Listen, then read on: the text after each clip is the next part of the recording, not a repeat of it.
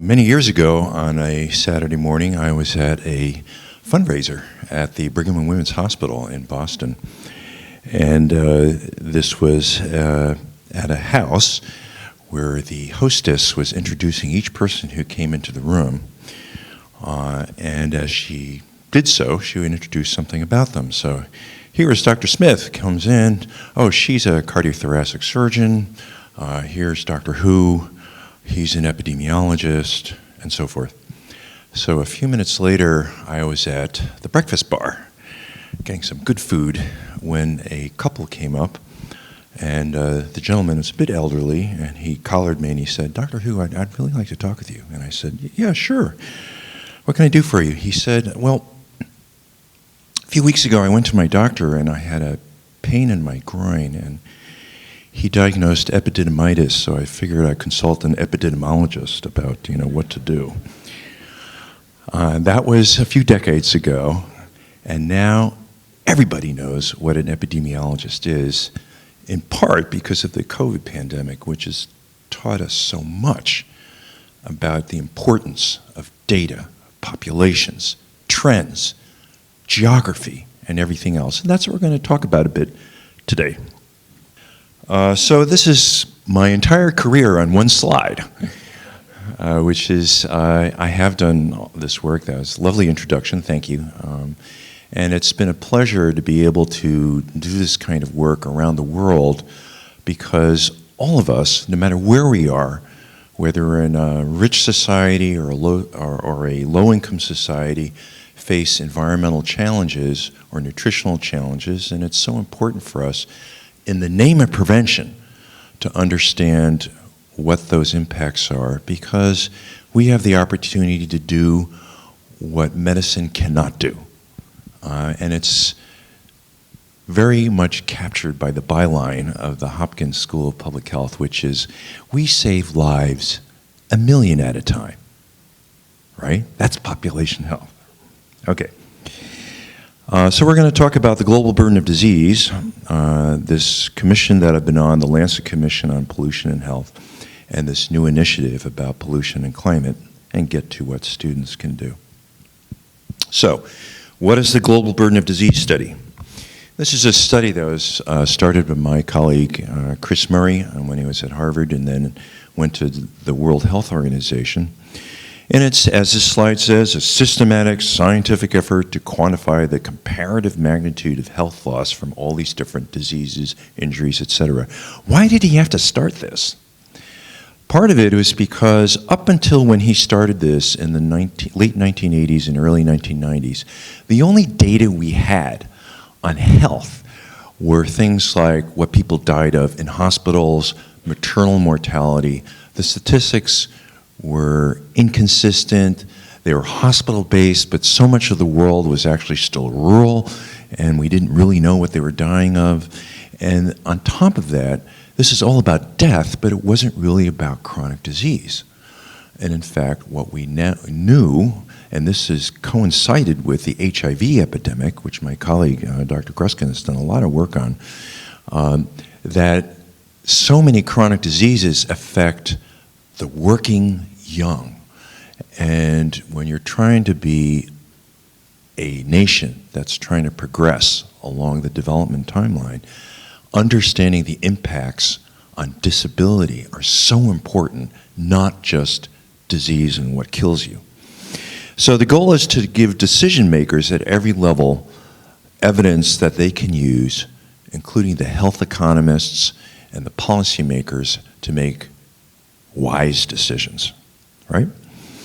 So this initiative, which has begun in the 1980s, covers 195 countries, territories, etc., and it benchmarks the understanding of diseases, 333 diseases and injuries, 84 risk factors. It's updated every year. It's been funded initially by the Gates Foundation, but now is the main partner for the World Health Organization in getting these statistics together. These are the metrics that it develops.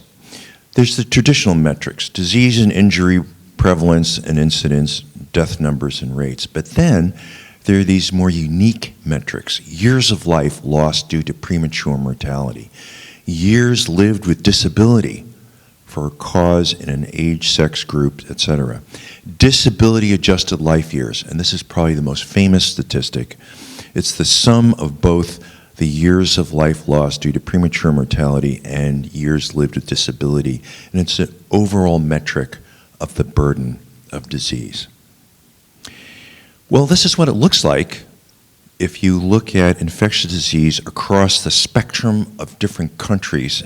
And what the global burden of disease does is that it chops up the world into these 16 regions, and then it can compare, in this case, the different burdens as they relate to these regions around the world. And you can see the stark differences at this time, this is in 2018, on the experience of parasitic diseases in particular: hookworm disease, lymphatic filariasis, other neglected tropical diseases, schistosomiasis, and you can see how the disparities play out and still continue over time. So these kinds of statistics, once they're developed and you can understand the burden of disease, not just death, has been used by policymakers around the world to make some changes on what their priorities are. And here's just some examples. In Australia, what was interesting, and if you look at the map, and I've circled here the disability-adjusted life years, one of the insights that was shocking was that in many high-income countries, the number 2 cause of disability-adjusted life years was depression. And up until then, mental health was always given sort of a side topic. You know, there wasn't much emphasis placed on it. And now we understand that these are the kinds of disabilities we have to really grapple with, understand, treat, prevent if we can. That resulted in the initiation of free short-term depression therapy in Australia. Restructuring of the health insurance coverage to align with major causes of disease in Mexico. And in Iran, they were able to understand just the relative impact of the new roads and the high burden of traffic injuries that called for all sorts of new prevention strategies. A lot of this gets published, a lot of it in The Lancet. The Lancet is one of the major general medical journals that is very high impact, and there's been a special relationship between the global burden of disease and Lancet over time.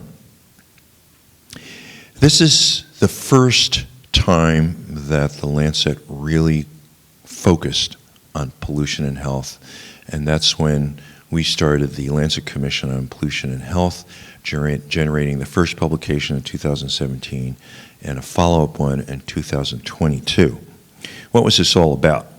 This is about using the global burden of disease metrics that were generated from its home base, which is the Institute for Health Metrics and Evaluation at the University of Washington, partnered with the World Health Organization and this interesting NGO called Pure Earth, which is an NGO based in New York City, created by a colleague of mine who started off his career as someone who had a company cleaning up toxic waste all around the U.S., but then came to the realization that the worst toxic waste problems were in low-income countries, where high-income countries were taking their waste, shipping it off in these nice barges and ships, and then dumping it in low-income countries. A stark example of the exportation of hazardous waste. And that's also part of the entire global health paradigm when it comes to pollution, is understanding that this whole global exportation of hazardous wastes, industries, products, behaviors, policies. That's all part of what global health is today. So, what did this commission do? It focused on some of the principal sources of pollution and its impacts on health, marshaling all the statistics it could on disability-adjusted life years and mortality, and came to the conclusion that ambient outside air pollution was killing about 4 million people per year. This is a snapshot in one of the most polluted air cities in Delhi, India. And how do we know that? It's because we've been done these dozens and dozens of really high-quality epidemiology studies in high-income countries, in middle-income countries, and low-income countries involving over 100 million people, and we can see these consistent, robust effects where every increase in very small particles, we're talking about less than 2.5 microns, and as you learn, as you go into lung physiology and in medical school, you learn that it's only the tiniest little particles that can make their way through the trachea, the bronchi, the bronchioles, all the way to the alveoli, right? These get absorbed and have all of these effects that will ultimately result in an increase in mortality, cardiopulmonary mortality, and lung cancer mortality. And it turns out it's not just harvesting. That's an epidemiologic concept where you think, well, you know, it's just those people who are about to have heart attacks who will then have a heart attack. It's not really lowering the overall life expectancy, but it is. In fact, it's not just harvesting. True loss of 2 to 3 years of life expectancy in most major cities. And the levels of PM2.5 in developing countries 5 to 15 times higher than they are in high-income countries. Now, that's not to say it doesn't occur in the U.S. This is a snapshot of some of the epidemiology here in the United States, where the Health Effects Institute did this analysis showing us where the deaths were per 100,000 people, and they aligned very nicely with the PM2.5 air pollution coming out of the coal combustion plants all along the Ohio Valley, and then up where the plume of smoke goes all the way up into New England. Same thing here in California. PM2.5, mostly from vehicular pollution, causing these spectacular increases in cardiovascular deaths.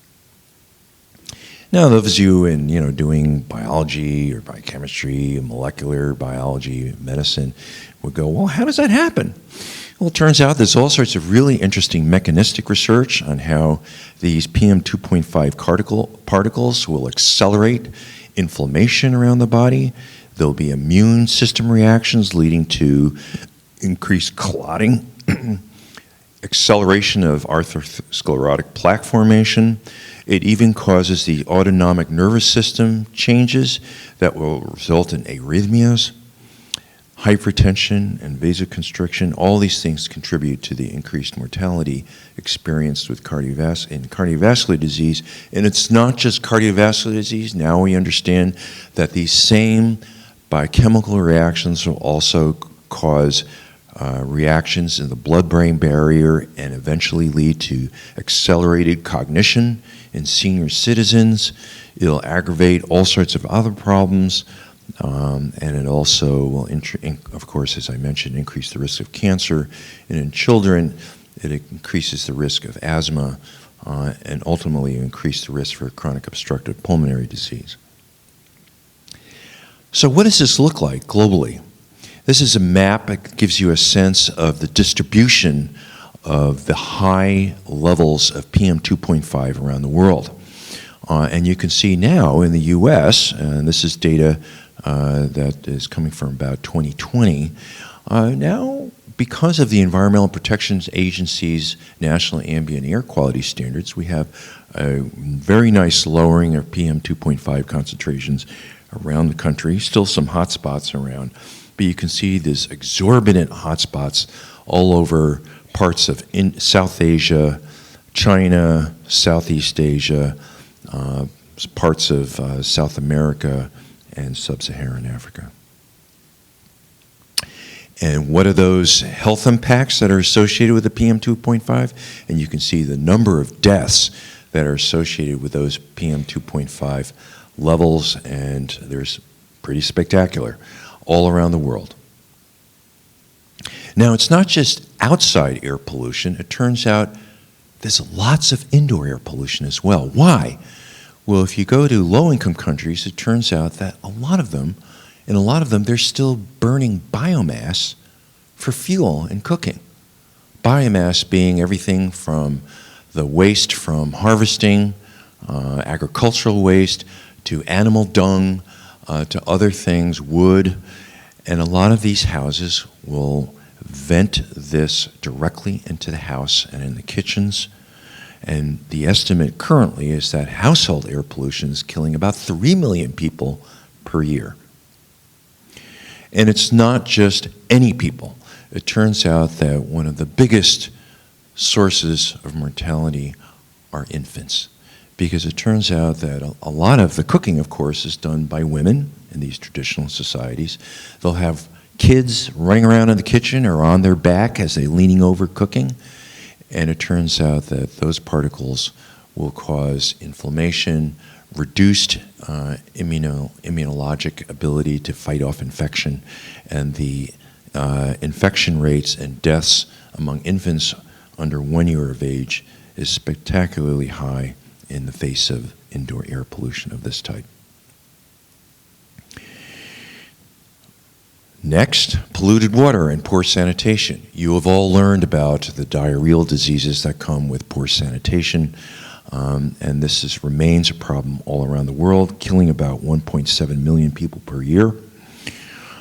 But on top of that, there's the polluted soil resulting from some of the things I had mentioned, the exportation of hazardous waste, chemicals, heavy metals, home cottage industries all around the world where households are trying to recycle electronic waste.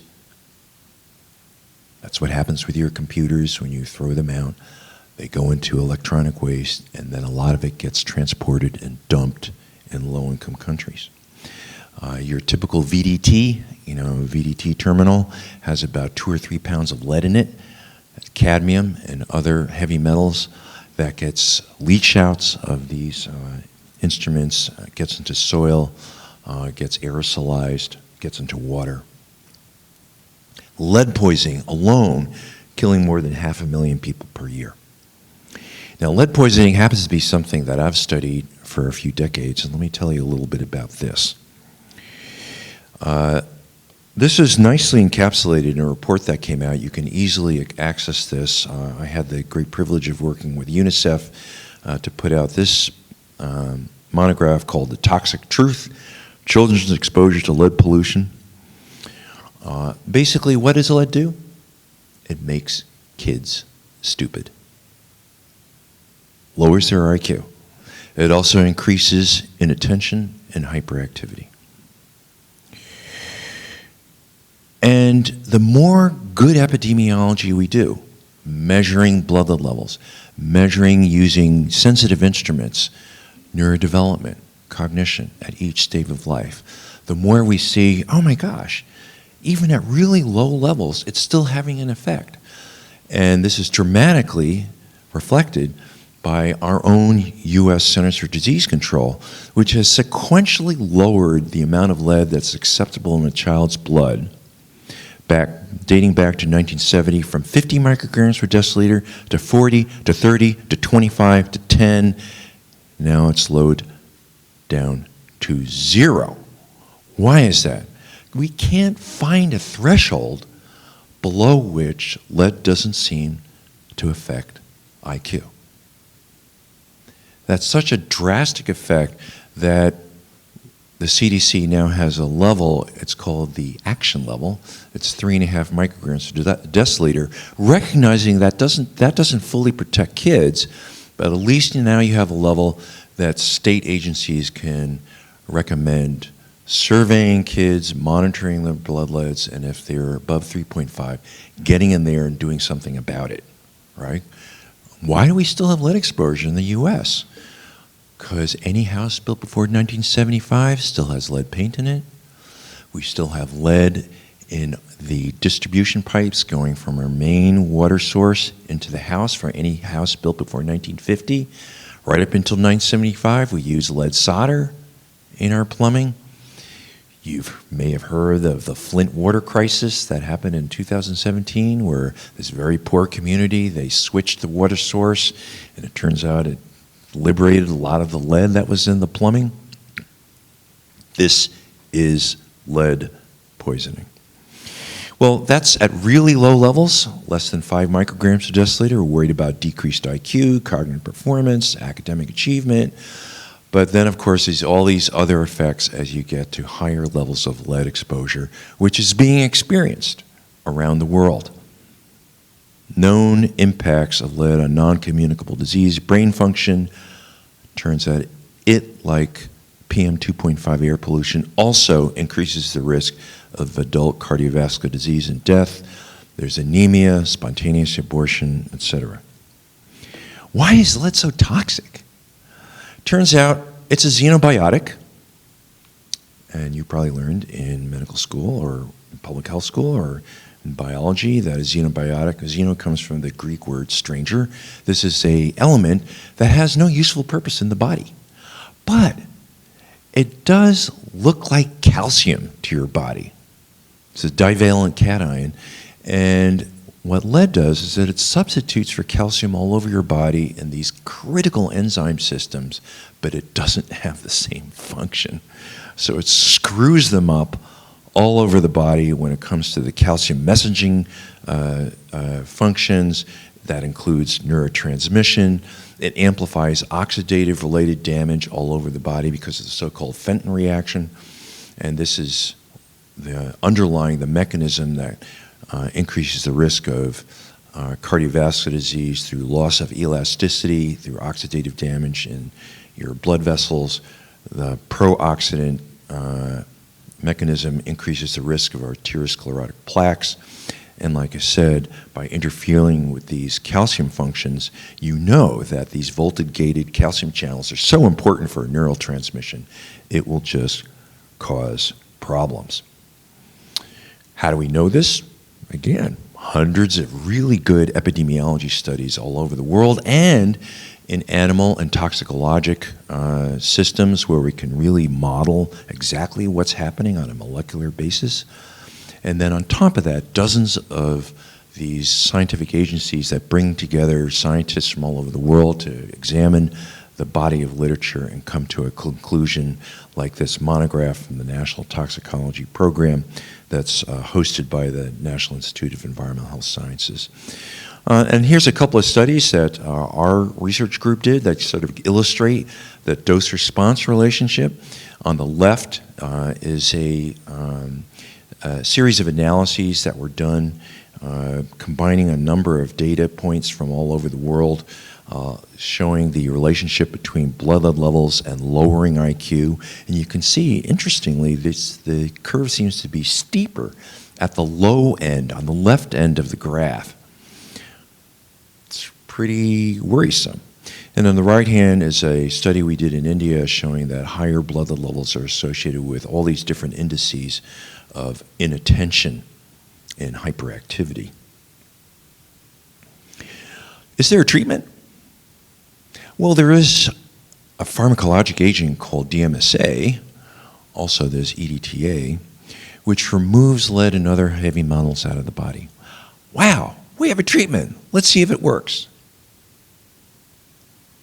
Well, it will reduce the symptoms of lead poisoning, but this multi-center, double-blind, randomized controlled trial done in the United States, published in the New England Journal of Medicine, showed that it does not improve IQ at all.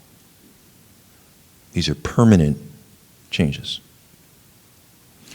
Actually, on top of not improving the IQ, what we found in that multi-center trial is that the kids who received the DMSA were actually a little bit shorter because the DMSA was not only removing lead, it was also removing calcium and some other metal ions that are important for growth. Then it turns out that the effects on hypertension, heart attack, and stroke happen at very low levels, but through accumulated lead over time. So it's not an acute effect, and lead's impact on cognition seems to be a combination of an acute and chronic effect. But what this study showed, this is a study that our group published where we created this instrument called an X-ray fluorescence instrument. That's that instrument at the bottom there that measures how much lead is in your bones. Why do we do that? It's because we need a metric of how much lead you've been exposed to for years. A blood lead level only has a half-life of about 30 days, right? So if you took a blood lead of me and it was 5 micrograms a deciliter, you wouldn't know whether if I've had that blood lead for a week or 20 years, same blood lead. But it turns out that lead is sort of like smoking in a way. It has these chronic cumulative effects. If your uncle asked you, I'm a smoker, what's my risk of lung cancer? The answer isn't based on how much he smoked yesterday or last week. You develop a metric. Those of you who are on the clinical wards know that you ask your uncle, well, how many packs per day did you smoke in general, and how many years did you smoke? And you multiply those two, pack years of smoking. That's the best predictor of his risk for lung cancer. Same thing with lead. You understand what the blood lead levels have been over time, multiplied by that years, and then you've got a metric. But no one has blood leads measured every year, right? So you need a different method to estimate cumulative lead exposure. And it turns out that lead substitutes for calcium in the hydroxyapatite mineral structure of bone, and then it collects over years. So you can use instruments like this to measure how much lead is in your skeleton, and now you have a very nice biomarker for cumulative exposure to lead. And it turns out when you use this metric of cumulative exposure for lead, bone lead levels, it also predicts other things: cataracts, hearing loss, Parkinson's disease, amyotrophic lateral sclerosis. Why? Because lead has these effects all over the body. It basically accelerates the aging process while it's also screwing up these acute processes like neurotransmission. Finally, I'm working with a group at the EPA to do this systematic review of studies that suggest that lead is also associated with and perhaps responsible for increased violent behavior. That's a game changer. I mean, in societies, it's one thing to lose points of IQ, but if you know that's contributing to criminal behavior, then you'll see even more movement. And it turns out for the science, it also gets pretty interesting. You know, there's subpopulations that are particularly vulnerable. If you have diets low in iron, calcium, you'll have more absorption of the lead that's in your gut. If you look at the genetics, it turns out there's all sorts of genetic traits that will increase your risk of lead-associated toxicity given the same dose. There's interactions with other chronic diseases like diabetes, and there's even interactions with air pollution. So it's a whole territory of science that is giving you a broad understanding now of the impact of pollution. It goes far beyond just single agents. It's far beyond what's happening in your country. It's this worldwide scientific challenge for all of us. There's also an intergenerational dimension to this. It turns out that I just told you that lead gets stored in bone, right? It doesn't stay there forever. And there are 2 points of life in particular where your skeleton is demineralizing. One is when you're older, right, and you are experiencing osteoporosis, but the other one is pregnancy. Unfortunately, a woman is literally dissolving her skeleton during pregnancy to feed the enormous demands for calcium of the growing fetal skeleton. And we've shown in research that the bone lead that's sequestered in a woman's body gets mobilized during pregnancy, crosses that placenta, and injures the developing brain. So even though we have a national surveillance system now for measuring child's blood leads, we've missed part of the picture, which is what's happening during pregnancy. So these are challenging problems. These are intergenerational problems. It's not just lead. There's other toxicants that have the same problem, whether they're stored in bones or they're stored in fats. There's a whole number of lipophilic toxicants, pesticides, and others that are stored in fats that get liberated at different times of life. And on top of that, there are some challenges to doing this kind of research. Why is it? Because unlike some epidemiology research that we do, environmental epidemiology tends to have winners and losers. And a lot of the losers sometimes are industry. They don't like our research because they're trying to sell their products. And this is an example. This is one of my colleagues, a great hero of the lead research world, Herb Needleman, who did some of the original research on lead and IQ. Some industry-sponsored scientists accused him of scientific misconduct. Oh, this can't be. This is an industry-funded movement. And he had to give up all of his data, all his data books, freeze all of his research for 2 years while they conducted this evaluation, and at the conclusion of which NIH said, you know, research is fine. And our group, and this is a badge of honor, has received 3 times Freedom of Information Act inquiries for our data from industry, and we're very happy to work with NIH to figure out how to deal with those. So back to the Lancet Commission, the overall conclusion was that pollution was killing about 9 million people per year. This is in 2015, 3 times more than AIDS, tuberculosis, and malaria combined.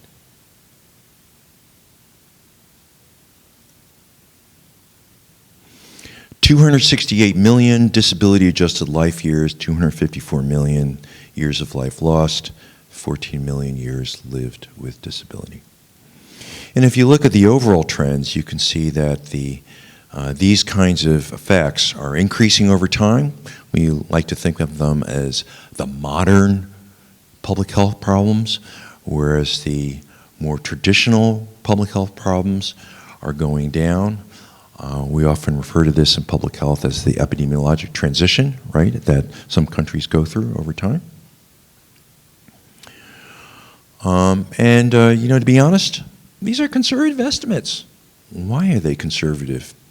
Because modern pollution has not been well researched. I already alluded to a few of the challenges of environmental epidemiology.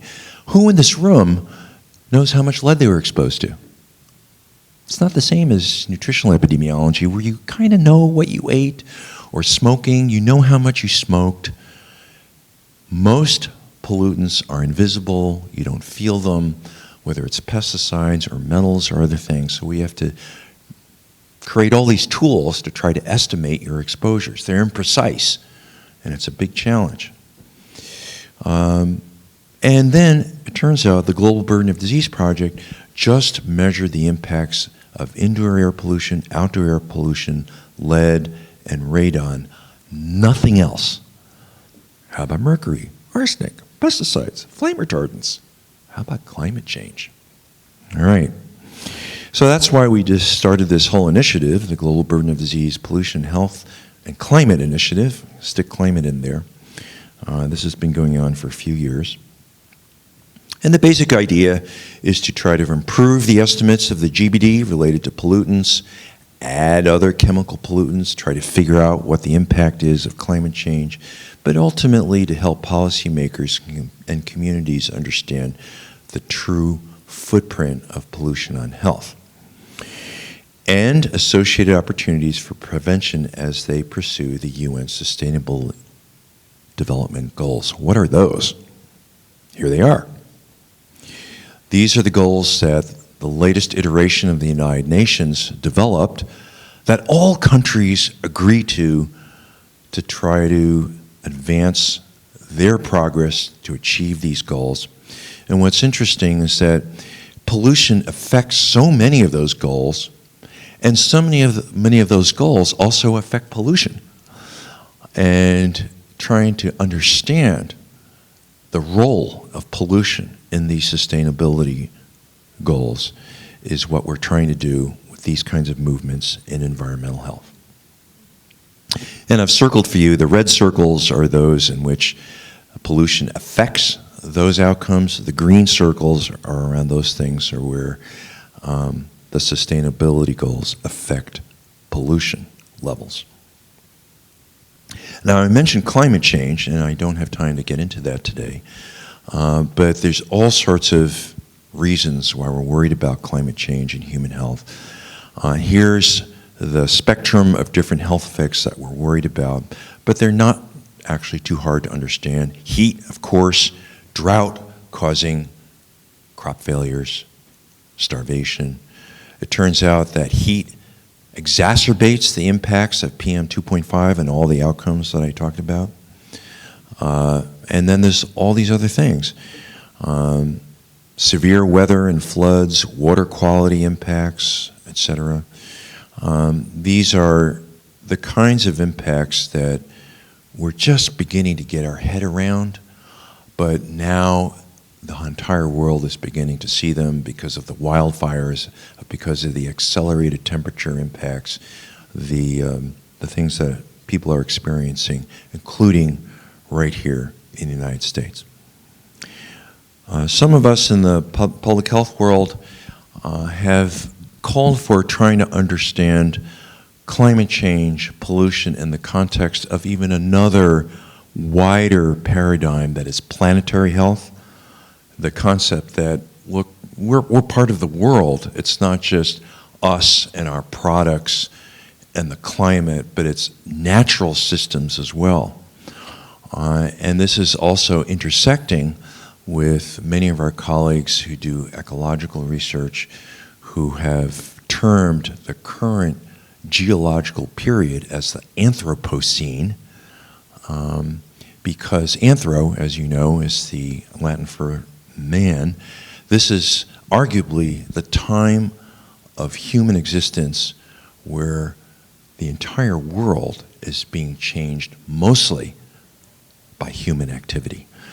And this is a article I had the pleasure of working with the American Thoracic Society to talk about climate change and the planetary health, where you can see these charts which give you a sense, you may not be able to read this, but how the world has changed drastically during the Anthropocene time period if you look at all sorts of indices, whether it's tropical forest loss, marine fish capture, biodiversity, temperature change, water shortage, ocean acidification, energy use, life expectancy. It's all there. So, what can students do? Well, if you're a medical student, we'd love to have you learn something about population and public health, because you, especially in a school like this one, or if you're at USC, have the opportunity to be a leader of your health system. And being able to understand what's happening to your population, and not just what happens when the patient walks in the door, is so important. So there are opportunities.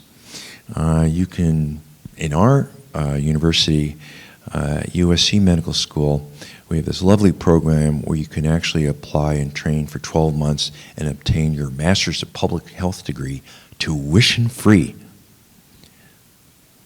See if you can do that here at UCLA.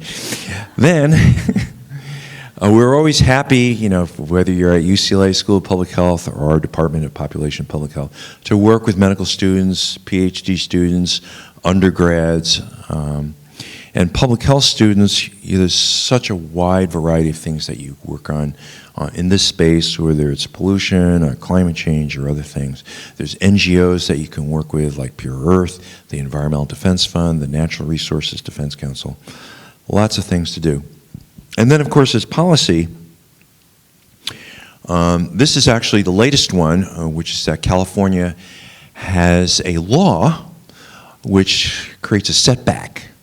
That is, oil and gas industries are required to have several thousand feet away from where you live or businesses, et cetera, Well, guess what? The oil and gas industry wants to rescind that law, and they got enough signatures to put it on the ballot this fall.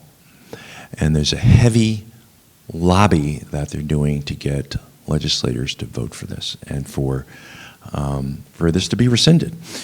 And there's a movement right now, it hasn't yet worked, to get the major health systems leaders at UCLA and USC to put their thumb on the scale and say, we don't want this law rescinded. So if anybody's interested in that, you can go to the campaign and sign on. And I will say that in many of our institutions, our leaders will listen more to students than to us faculty. So you have power. Use it. That's it. And I'm happy to take any questions.